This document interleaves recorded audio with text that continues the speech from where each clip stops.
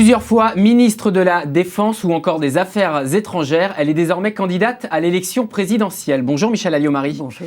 À la une des Échos ce matin, le programme économique incertain de Marine Le Pen qui a lancé d'ailleurs ce dimanche des mains tendues à Henri Guénaud ou encore à Nicolas Dupont-Aignan face à une candidature d'extrême droite qui est à peu près à 25% dans les sondages. Quand est-ce que la droite va-t-elle devoir se rassembler ? Écoutez, d'abord, je pense que Marine Le Pen n'est pas l'alpha et l'oméga, ni de la politique française, ni de la prochaine élection. Je pense que ce qui compte, c'est de montrer aux Français qu'on est capable de les écouter et qu'on est capable d'apporter des vraies réponses à leurs questions. Les écouter, moi, c'est ce que je fais depuis 4 ans, sans médias, où j'ai voulu aller au plus près des Français, chez eux, dans leurs entreprises, dans leurs ateliers, dans leurs fermes. Les réponses, moi je vois que les réponses de Marine Le Pen ne sont pas des bonnes réponses, même si elle reprend les questions que se posent les Français. Je constate aussi, notamment au Parlement européen, que très souvent ces actes sont en contradiction avec ses propos. Et donc, moi, ce qui m'intéresse, c'est de faire un vrai projet pour la France et de faire de vraies propositions pour les Français. Et que répondez-vous à tous ceux qui, dans la droite française, lorsqu'ils voient la candidature potentielle de François Bayrou, la candidature annoncée également de Henri Guénaud, également la vôtre, appellent à se rassembler dès maintenant. Vous leur répondez quoi face à ces gens qui ont cette inquiétude ? Moi, je dis, il faut, avant de regarder les personnes, regarder les projets. Où les projets sont capables de fédérer un très grand nombre de Français, ou ils ne le sont pas. Et aujourd'hui, moi, ce que je vois dans les différents programmes des candidats, c'est des mesures qui inquiètent parfois les Français ou qui ne correspondent pas à ce qu'ils attendent. Et donc, je pense que mon projet, ma vision de la France, c'est ce qui correspond le mieux à ce qu'attendent les Français ou à ce qu'ils espèrent. Aujourd'hui, vous êtes mis un petit peu en retrait du parti Les Républicains. Lorsque vous voyez le programme de François Fillon, votre principal point de rupture, c'est que vous voulez défendre une vision du gaullisme social. Est-ce que ça veut dire que vraiment c'est une ligne de rupture où des dialogues, des passerelles sont possibles entre vous, entre vos deux candidatures? D'abord, la première des choses, je me suis mise en retrait du parti, comme Jacques Chirac l'a toujours fait vis-à-vis du RPR, quand il s'est présenté. Parce que le président de la République ne doit pas être simplement le représentant d'un parti, il doit représenter l'ensemble des Français. Ensuite, c'est vrai, mon projet est très clairement inspiré du gaullisme social. Il est inspiré du gaullisme social, qu'est-ce que ça veut dire ? Ça veut dire essentiellement 3 choses. La première des choses, c'est que je veux rendre aux entreprises françaises leur capacité de combattre, leur capacité de développer leur compétitivité dans la concurrence internationale. Finalement, ce que je veux effectivement, c'est rendre aux entreprises les moyens de l'emporter dans la concurrence internationale. C'est la deuxième chose. François Fillon également.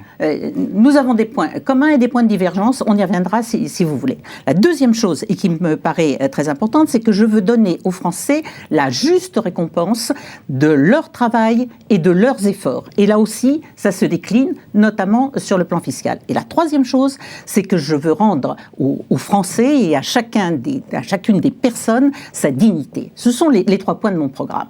Alors, si vous voulez, en ce qui concerne la première chose, comment est-ce qu'on rend aux entreprises leur compétitivité, notamment par rapport à leurs concurrentes européennes ? Eh bien, la première des choses, c'est d'abord de supprimer tous les surplus réglementaires que nous avons mis depuis des années par rapport à la réglementation européenne. Et je veux très rapidement effectivement, que l'on revienne à la moyenne de la réglementation européenne. Tous les chefs d'entreprise que j'ai rencontrés me disent que ça nous permettra de redévelopper la croissance de notre entreprise. Deuxièmement, ce que je veux faire aussi, et c'est plus précis et plus constant surtout que ce qui est proposé généralement, c'est de dire on revient à la moyenne fiscale et sociale des prélèvements européennes, des prélèvements des entreprises. Autrement dit, une mise à niveau. Aujourd'hui, nous avons la fiscalité globalement la plus élevée de toute l'Europe. Eh bien, moi, je veux qu'on revienne simplement à la moyenne européenne. Et puis, troisièmement, ce que je veux aussi, c'est que l'État joue son rôle. Et c'est aussi probablement ce qui me différencie d'un certain nombre de candidats. Ce que je dis, c'est que vous n'avez pas une économie dynamique, une économie forte, si l'État ne joue pas son rôle de stratège, c'est-à-dire s'il ne se projette pas dans l'avenir pour regarder regarder quels sont les atouts, en même temps quelles sont les faiblesses de nos entreprises et de notre économie, et s'ils n'investissent pas dans ces domaines. C'est ce qu'on a fait il y a 40 ans sur le nucléaire, par exemple. Et c'est précisément sur ce dernier point que vous vous différenciez de François Fillon, et notamment de son projet. Mon problème n'est pas de me différencier de François Fillon. D'abord, je ne me différencie pas d'une personne, c'est pas ça, je ne suis pas contre des personnes. Je suis d'accord ou pas d'accord avec des programmes. Mais mon projet, il est effectivement celui-ci. Deuxièmement, et ce qui est très important aussi, le deuxième aspect, c'est-à-dire effectivement donner aux Français les résultats, le bénéfice de leurs efforts et de leur travail. Si on veut que les Français soient motivés, et dans l'entreprise, ce qui est important aussi, c'est la motivation des salariés. Eh bien, il faut leur donner ça. Qu'est-ce que ça veut dire ? Ça veut dire deux choses. La première des choses, cela veut dire, là aussi, baisser la fiscalité qui pèse sur les ménages à la moyenne européenne. Aujourd'hui, un Français... Sur l'impôt sur le revenu, vous faites quoi, par exemple ? Eh bien, je le baisse. Aujourd'hui, un Français... exactement ? Quelle tranche ? Mais pour l'ensemble, ce que je vais vous dire, aujourd'hui, les Français travaillent jusqu'au 29 juillet uniquement pour l'État, pour donner des moyens financiers à l'État. Et ce n'est qu'après qu'ils travaillent pour eux.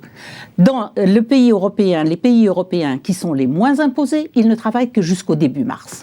Et moi, je dis, là aussi, on prend la moyenne européenne. Après, il y a de la redistribution, c'est-à-dire quand même... c'est comme ça.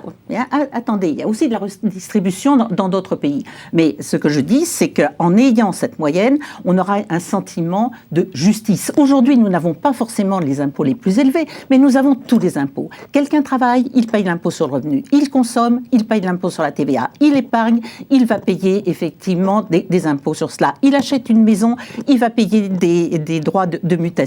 Il revend sa maison, il va repayer éventuellement sur les plus-values et il finira, quand il meurt, par voir ses enfants le faire. Alors, également payer. Et puis le troisième élément, c'est le troisième point, si vous le permettez, c'est effectivement de rendre la dignité. La dignité, qu'est-ce que ça veut dire ? Ça veut dire qu'on reconnaît le travail. C'est le développement et la défiscalisation totale des heures supplémentaires, de l'intéressement et de la participation. C'est quelque chose d'essentiel. Donc vous rétablissez la défiscalisation ? La défiscalisation totale, et j'essaie de développer l'intéressement et la participation. Ça aussi, ce sont des notions de base. Et puis ce qui est important aussi... C'est votre projet. Quand est-ce que vous allez publier le programme chiffré voilà, vous l'avez annoncé, mais à quelle date le programme, nous l'avons chiffré. Je sors et je vais ressortir une nouvelle série de lettres avec un certain nombre de choses, parce que c'est une façon, dans ces lettres, de répondre très concrètement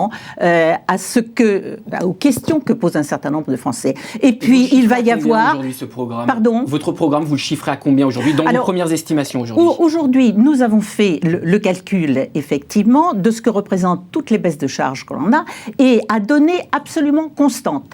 Cela veut dire aujourd'hui que il coûte 15 milliards d'euros. Mais 15 milliards d'euros, comme je vous disais, à données constantes. Ce qui veut dire aussi que, par exemple, si on supprime les surplus réglementaires, toutes les entreprises vous disent, ça donne effectivement une ressource supplémentaire et ça va nous permettre de nous développer. Si on allège tous les codes, et notamment les codes du travail, les codes de la sécurité sociale, et si on prend en compte que les TPE et les PME ne doivent pas avoir les mêmes charges réglementaires que les grandes entreprises, rien qu'avec ça, vous relancez l'économie, vous relancez la croissance de ces entreprises et vous relancez effectivement l'emploi.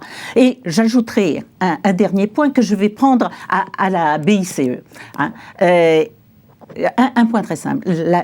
La banque d'investissement vous dit une chose. Le pessimisme des Français nous coûte un point de croissance. Eh bien, si on rend de l'optimisme sur des mesures très concrètes, à la fois aux très petites entreprises, aux moyennes entreprises, aux salariés, c'est déjà un point de croissance supplémentaire. Je vous rappelle que c'est 10 milliards. Je vous disais que le coût du programme, tout balancé, c'est effectivement de l'ordre de 15 milliards. Allez, donc vous le voyez, il n'y a aucun problème. Mon programme est très concret et en même temps, il est financé. Autre sujet également, Michel Alliot-Marie, sur lequel je voulais vous faire réagir, l'élection hier du nouveau président allemand, Frank-Walter Steinmeier, qui est notamment connu pour ses positions critiques vis-à-vis de Donald Trump et face à la montée du populisme. Sans le citer nommément hier, il a déclaré « Nous avons besoin de courage pour défendre ce que nous avons acquis, la liberté et la démocratie. dans une Europe unie. Vous qui avez été ministre des Affaires étrangères, aujourd'hui, quelle doit être la position de la France et de la position de l'Europe tout de suite après mai 2017? D'abord, nous avons besoin de l'Europe. Un pays de 65 millions d'habitants comme la France n'a pas les moyens de faire face à la concurrence internationale s'il ne s'appuie pas sur un ensemble plus vaste. Donc une Europe unie. L'Europe doit être unie. Deuxièmement, et je le dis, y compris au Parlement européen, l'Europe doit prendre conscience de ce qu'elle est, une puissance économique, mais également une puissance politique. Elle doit prendre les moyens pour le faire et notamment renforcer la défense européenne. C'est quelque chose sur quoi je plaide depuis de nombreuses années, que j'ai fait avancer quand j'étais ministre de la Défense de Jacques Chirac et qu'il faut reprendre. Et puis, il faut, pour la France... Quel ton l'Europe doit-elle adopter face à un président américain qui a prôné le Brexit, qui a critiqué l'Union européenne, dont un conseiller a critiqué la politique économique allemande? Quel ton l'Europe doit-elle adopter face à ce président américain? L'Europe doit être ferme et elle doit être sûre d'elle-même. Il faut être courageux, mais il faut également être ferme sur ce que nous représentons, sur ce que sont nos valeurs et sur ce que sont nos intérêts. Moi, il m'est arrivé à de nombreuses reprises d'avoir en face de moi des interlocuteurs américains qui, je vous l'assure, n'étaient pas commodes.